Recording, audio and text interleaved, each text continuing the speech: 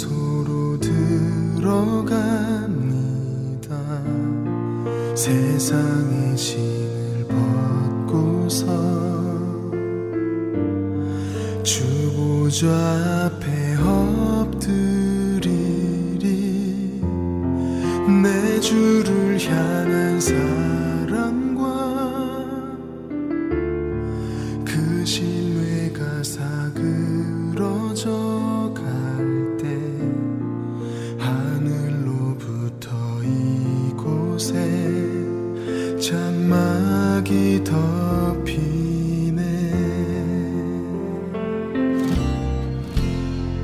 이곳을 덮으소서. 이곳을 비추소서. 내 안에 무너졌던 모든 소망 다 회복하리니. 이곳을 지나소서. 이곳을 만지소서. 내 안에 죽어가는 모든 예배 다 살아나리라.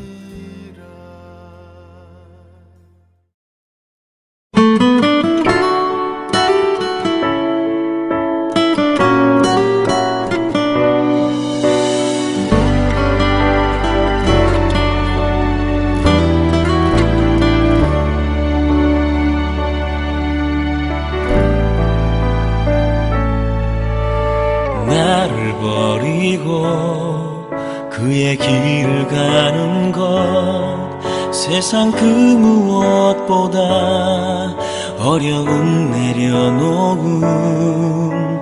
내 안에 예수 그분만 생각할 때 하늘의 그 손이 일하시네.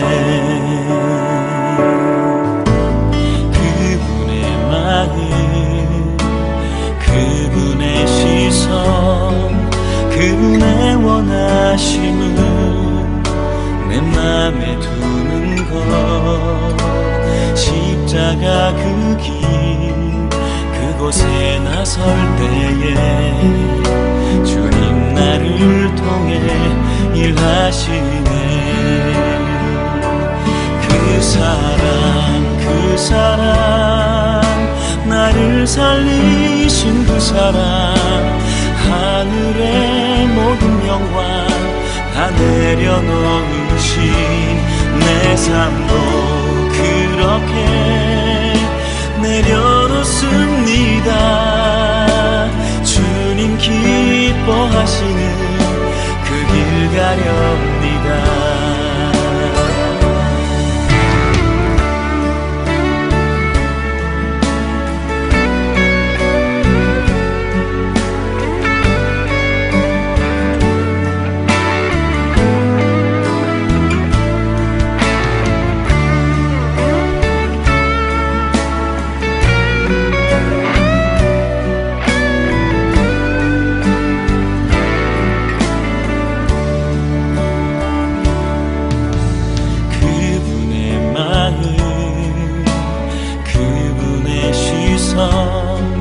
그분의 원하심은 내 맘에 두는 것. 십자가 그 길 그곳에 나설 때에 주님 나를 통해 일하시네. 그 사랑 나를 살리신 그 사랑 하늘의 모든 영광 다 내려놓으신 내 삶도 그렇게 내려놓습니다. 주님 기뻐하시는 그 길 가렵니다. 나를 향한 그 사랑 온 땅을 덮고 나를 주님의 길로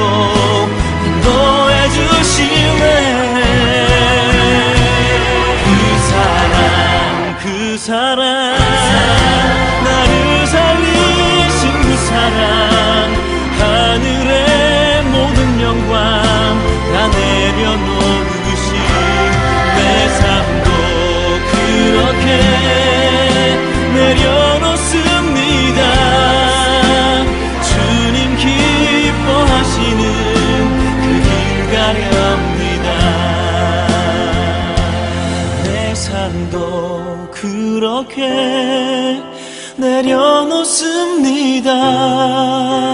주님 기뻐하시는 그 길 가렵니다. 주님 기뻐하시는 그 길 가렵니다.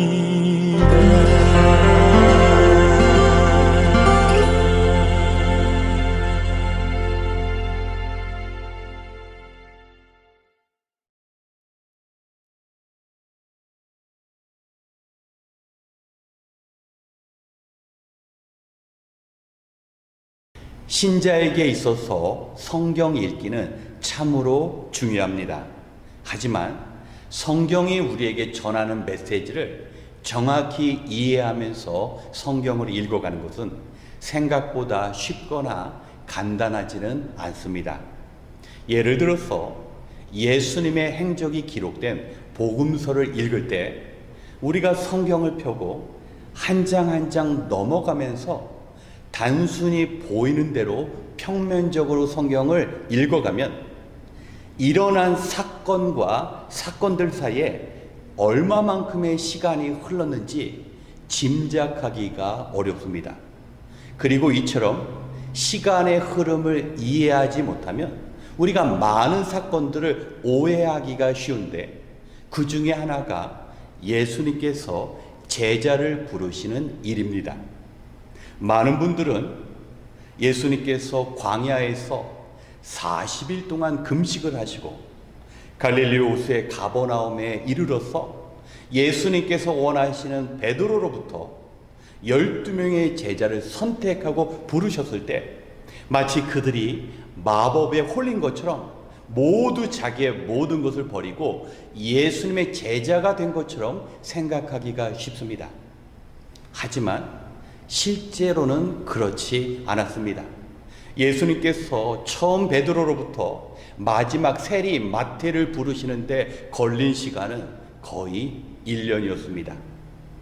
오늘은 주보 성경 공부의 본문인 마태복음 10장 1절의 말씀을 통하여 주님께서 어떻게 제자들을 부르셨고 그 제자들이 어떻게 사역을 감당했는지 우리에게 주시는 그 말씀의 의미를 본문 속에서 찾아보겠습니다.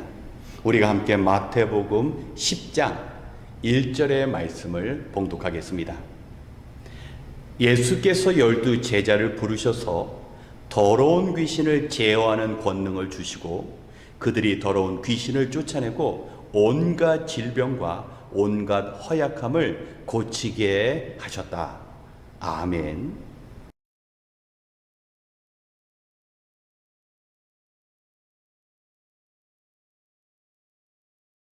교회와 성도에게 주어진 가장 중요한 사명이 무엇일까요? 우리는 여러 가지들을 생각할 수 있지만 그것을 결정하는 것은 우리가 아니라 바로 교회의 주인 되신 예수님입니다. 예수님의 3년 동안의 이 땅에서의 사역을 보면 예수님께서 가장 귀하게 여기신 그 일이 바로 교회와 성도에게 가장 중요시 여겨져야 하는 일인 것입니다. 앞서 말씀드린 것처럼 우리는 예수님께서 제자를 부르시고 함께 하셨을 때 그저 단순간에 주의 부르심 가운데 제자들이 모든 것을 버리고 주님을 따른 것으로 생각하지만 그렇지 않았습니다. 예수님의 공생에 3년의 시간 중에 3분의 1을 베드로로부터 마지막 세리 마태를 선택하시는 일을 위하여 사용하셨다라는 겁니다. 그러면 왜 예수님께서는 그토록 귀한 시간, 3년밖에 주어지지 않은 그 시간 중에 그 많은 시간들을 제자를 부르는 일에 사용하셨을까요? 주변에 사람들이 없었을까요? 그렇지 않았습니다. 예수님께서 복음을 증거하실 때 유대 땅뿐만 아니라 이스라엘 국경 너머의 이방 땅에서도 수많은 사람들이 예수님을 찾아왔습니다. 하나님께서는 제자를 만드시는 일에 주님께 부탁하셨을 때 예수님의 편의에 의해서 제자를 선택하지 않으셨습니다. 수많은 사람들이 열정을 가지고 멀리서 주님께 나와왔다면 그 중에 열심 있는 사람을 택하셔도 됐습니다. 우리는 또한 누가복음 18장 말씀을 통하여 한 젊은 관원이 주님께 나와서 주의 제자가 되고 싶은 그 마음을 표현했습니다. 그는 지식뿐만 아니라 삶으로도 주님 앞에서 충분히 제자가 될 만한 자격이 되었습니다. 하지만 주님은 그 청년을 돌려보냈습니다.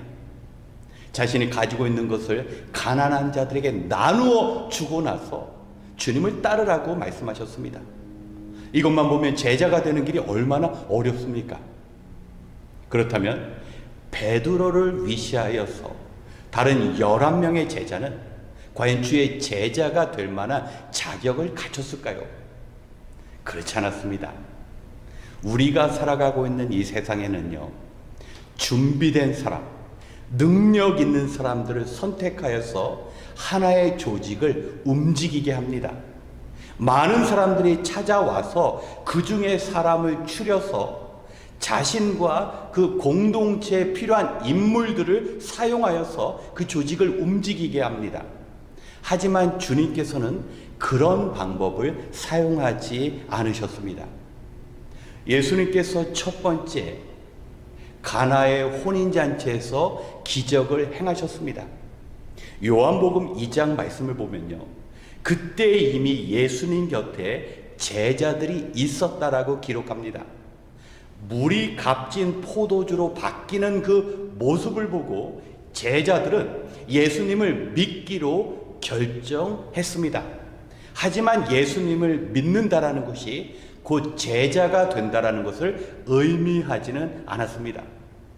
뿐만 아니라 수많은 사람들이 예수님 앞에 나왔을 때 갈릴리 바닷가에서 예수님께서는 사람들이 너무나 많아서 갈릴리 호수에 배를 타시고 사람들과 거리를 만드십니다. 여러분, 이때 예수님께서 누구의 배에 오르셨을까요? 다름이 아니라 베드로였습니다. 베드로는 이미 이전에 예수님께서 자신을 불러주셨을 때 너는 이제 베드로가 아니라 게바로서 살아갈 것이다, 주의 부르심을 받았습니다.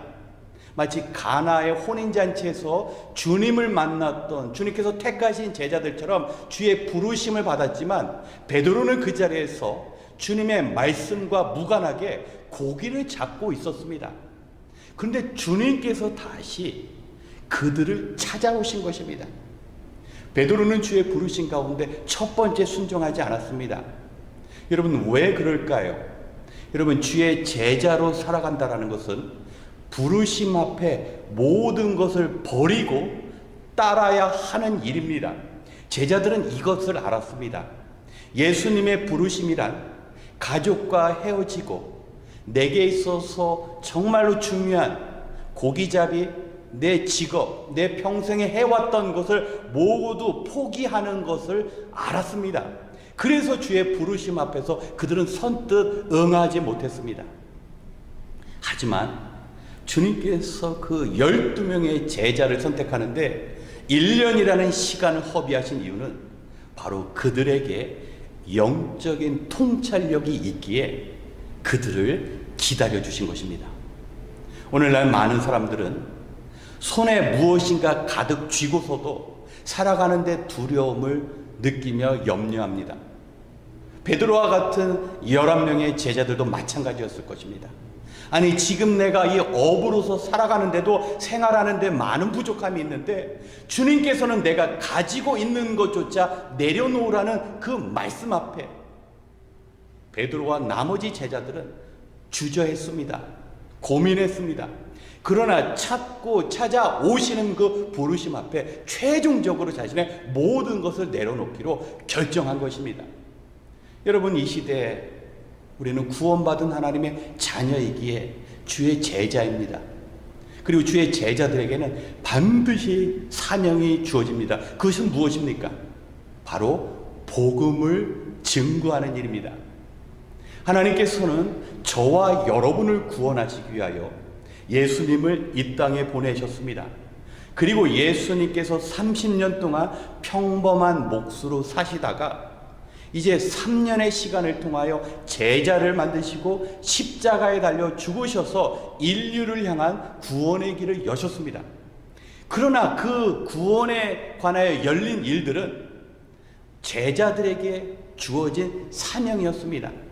하나님의 시간표에 의하면 예수님께서 베들레헴으로 아기의 모습으로 태어나셨다가 다시 감람산에서 승천하시는 하나님의 시간표가 있었고, 그 하나님의 시간표대로 예수님은 이 땅을 떠나시면 십자가 위에서 예수님께서 하신 그 위대한 사건은 모두 제자들에게 전달되어서 제자들은 자신이 본 일, 자신이 경험한 일들을 사람들에게 전하여야 했습니다. 주님께서 말씀하신 대로 회개하라, 천국이 가까웠느니라. 여러분, 회개라는 것을 우리가 받아들일 때 행동에 집중할 때가 많습니다. 그런데 헬라어로서의 회개인 메타노이아라는 단어는 우리가 한 행동에 대하여 집중하는 것보다는 우리의 마음에 집중합니다. 내가 잘못한 것을 회개해야 합니다. 그러나 더 중요한 게 있습니다. 세상을 향하였던 우리의 마음이 다시 주님께로 향하는 것입니다. 아직도 내게 주어진 것을 놓지 못하고 세상을 바라보는 그러한 나의 마음이 이제 주님의 그 제자들과 같이 모든 것을 내려놓고 나를 구원하신 그 일들을 세상에 증거하는 일입니다. 여러분, 만약에 12명의 제자가 없었더라면 예수님께서 십자가에 달려 죽으셔서 인류를 향하여 이루어주신 그 구원의 일은 1세기, 2세기, 100년, 200년이 지나면 완전히 잊혀져 버릴 사건이라는 것입니다. 만약에 예수님의 그 사건, 십자가 구원의 사건이 잊혀진다면 구원은 더 이상 이 땅에서 이루어지지 않습니다. 예수님께서 행하신 그 복음을 세상에 증거해야 하는 일들이 제자들에게 부탁되었기에 예수님은 1년 동안 기다리고 기다리셨습니다. 그리고 그들과 함께함으로 말미암아 준비되지 않은 것 같은 사람들, 자신의 분노를 조절하지 못하는 그런 제자들 모습, 늘 연약하고 사람들과 경쟁하기를 좋아했고 시기했던 그 불완전한 제자들을 주님께서 만들어 가시면서 그들을 전적으로 헌신하는, 복음을 증거하는 주님의 충성스러운 제자로 만드셨다라는 겁니다. 그래서 우리는요, 교회에서 가장 집중해야 할 것이 제자를 만드는 일입니다. 그런데 이 일이 결코 쉽지 않다라는 겁니다. 예수님께서 능력을 행하시는 분이지만 1년이라는 긴 시간이 걸렸다면 불완전한 우리 역시 정말 많은 시간을 할애해야 합니다.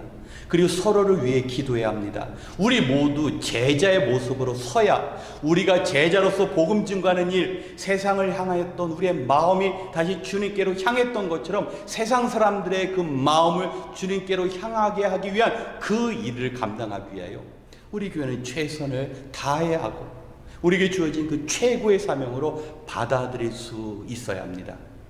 사랑하는 성도 여러분, 예수님을 따르던 12명의 그 삶이 안타까워 보이십니까? 측은해 보이십니까? 가족과 헤어져서 자신의 모든 것을 포기한 그 모습이 뭔가 부족해 보이십니까? 절대로 그렇지 않습니다. 세상 사람들은 자기가 원하는 것을 누리고자 살아갑니다. 하지만 그 모든 것들은 이 땅에서 사라져 버리는 것입니다. 하지만 제자들이 행한 그 모든 일들은 하나님 나라에 기록되는 일들인 것입니다. 우리 사랑하는 성도 여러분, 우리는 주님께 부르심을 받은 제자입니다. 행여나 아직도 우리가 손에 붙잡은 것을 내려놓지 못하고 주님을 따르지 못한다면 다시 주님의 부르신 가운데 순종해야 합니다. 주의 부르심이 있기에 우리는 택함을 받은 수많은 사람들 중에서 우리를 귀하게 여기셔서 우리에게 영적인 통찰력이 있음을 아시게 주님은 우리를 오늘도 기다려 주고 계십니다. 우리 주님께서 부탁하신 이 귀한 사명, 내가 먼저 선택받음이 영광이요, 내가 제자로 살아갈 수 있는 것이 감사가 되어서 주님 오시는 그날까지 복음 증거하는 제자의 사명 감당하시길 우리 주 예수 그리스도의 이름으로 축원합니다. 함께 기도하겠습니다. 참 좋으신 하나님 아버지, 하루 일과를 마무리하며 이처럼 말씀과 기도의 자리로 우리를 인도하시니 감사합니다. 바라옵기는 때마다 순간마다 우리를 부르시고 귀한 사명 주신 주님께 충성된 제자로 살아가는 지혜를 허락하여 주시옵소서. 오늘의 말씀처럼 부르심 앞에 자신의 모든 것을 버리고 주님을 따르는 결단의 마음 주시옵소서. 잠시 사는 이 땅에서 누리고 즐기는 인생을 추구하는 것이 아니라 생명 전하는 일을 감당함으로 세상의 많은 영혼들을 하나님께로 인도하는 이 귀한 사명 감당하게 하여 주시옵소서. 무엇보다 이 땅의 많은 사람들 중에 준비된 사람, 유능한 사람이 아닌 순종의 사람을 택하시고 오늘에 만족하는 삶이 아닌 다가오는 영원한 하나님 나라를 마음에 품는 제자로 선택됨을 가장 큰 기쁨이요 영광으로 여기게 하여 주시옵소서. 이제 주님 주신 말씀 붙잡고 기도하길 원합니다. 힘들고 어려울 때마다 낙심하고 절망하는 것이 아니라 주님께 나아갈 수 있는 은혜의 길을 열어주시사 부딪히는 현실 속에서 어찌할 바를 모르고 걱정하는 인생이 아니라 제자된 우리의 모든 것을 다 아시고 책임지시는 분이 우리를 택하시고 인도하시는 주님이심을 확신하며 늘 담대하고 평안을 누리는 삶이 되게 하여 주시옵소서. 이 시간 주님 앞에 기도할 때 우리에게 영생을 주신 주님께서 모든 기도마다 응답됨을 확신하며 믿음의 기도로 나아가게 도와주시옵소서. 모든 것을 감사드리며 우리 주 예수 그리스도의 이름으로 기도드렸습니다. 아멘. 시간 먼저 우리의 제자된 삶을 위하여 기도하겠습니다. 우리가 살아가는 세상은 잘 준비되고 능력이 있는 사람들에 의하여 움직인다고 말할 수 있습니다. 하지만 하나님의 나라는 누가 보기에도 가능성이 없어 보이는 그 가버나움의 평범한 어부들과 대접받지 못한 세리에 의해 세워졌습니다. 먹고 마시고 시집가고 장가가는 데 마음을 빼앗겨버린 세상 속에서 묵묵히 순종하며 주님의 가르침을 실천하는 제자들로 인하여 복음이 온 땅에 전파되었습니다.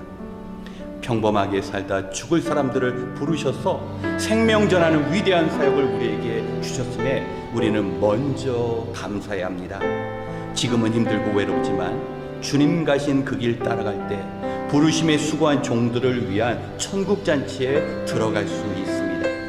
울면서 씨를 뿌리는 자에게 약속된 기쁨의 단을 거두는 시간이 곧 올 것입니다. 물질의 풍요가 아닌 영혼의 축복을 구하며 현재가 아닌 다가오는 미래를 품으며 살아갈 수 있는 제자, 주님이 원하시는 그 삶을 위하여 이 시간 먼저 기도하겠습니다.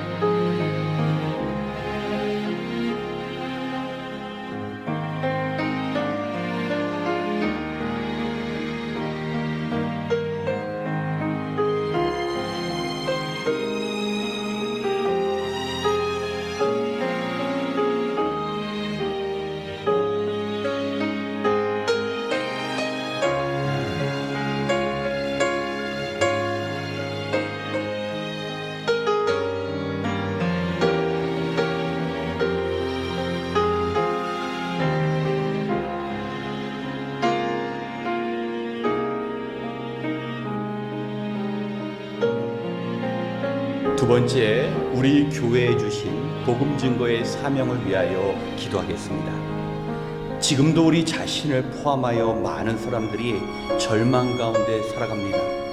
그리고 모든 인간은 육신을 지녔기에 죽음을 향해 달려가고 있습니다. 이러한 인류의 연약함을 아시고 우리의 문제를 해결해 주시기 위해 예수님께서 이 땅에 오셨습니다. 이것이 바로 복음입니다. 예수님은 온 인류를 위하여 영생의 길을 열어놓으셨지만 하나님의 시간표대로 하늘로 돌아가셔야 했습니다. 그리고 나면 이 땅에서 복음의 선포는 더 이상 이루어지지 못하기에 주님께서 행하신 그 일들을 증거하는 누군가가 필요하신 것입니다. 이것이 바로 교회 성도들에게 주어진 귀한 사명입니다. 이 시간 주님의 이 위대한 일들이 잊혀지지 않고 세상 끝날까지 전파되어지는 그 사명 감당하는 우리 교회와 성도가 될 수 있도록 함께 기도하겠습니다.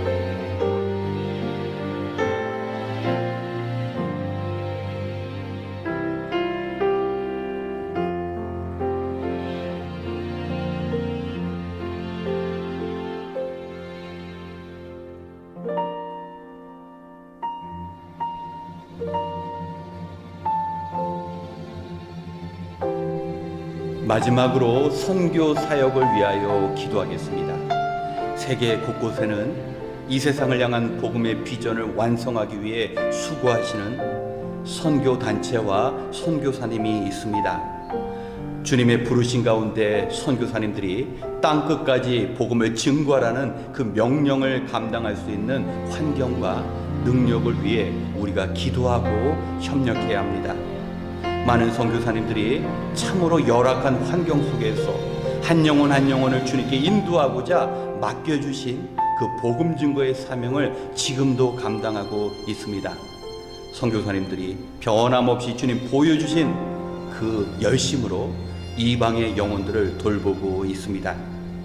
우리 하나님께서 지켜주시고 필요한 것들을 공급받을 수 있어야 그 어려운 사명 온전히 이루어낼 수 있습니다. 이 시간 선교사님들을 위하여 기도할 때 우리가 섬기는 남아프리카 공화국, 모퉁이돌 선교회, 그리고 캄보디아 이 모든 선교의 동역자들이 십자가의 복음을 아름답게 전파할 수 있도록 함께 기도한 이후 이어 개인 기도 시간을 갖겠습니다. 기도하겠습니다.